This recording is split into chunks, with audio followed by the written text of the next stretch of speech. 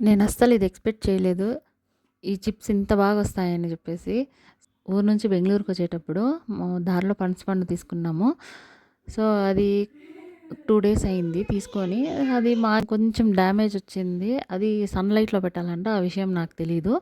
Damage కొద్దిగా వచ్చిందని చెప్పేసి దాన్ని కట్ చేసేసినాం మేము. కట్ చేసేస్తే అది ఇంకా కొంచెం పచ్చిగానే ఉంది.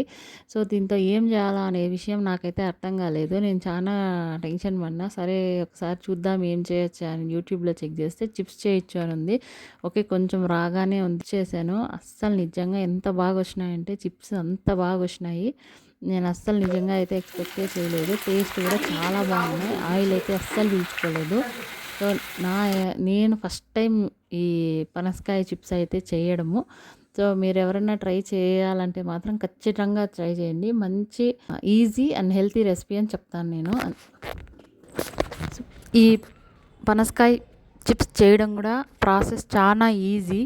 సో ఇక్కడ ఏమైతే ప్రాసెస్ ఉందో అలానే యాజ్ ఇట్ ఈస్‌గా చేయొచ్చు. రెసిపీ ఒకసారి ట్రై చేసి ఎలా ఉందో కామెంట్ సెక్షన్లో కామెంట్ చేయండి. Thank you for watching.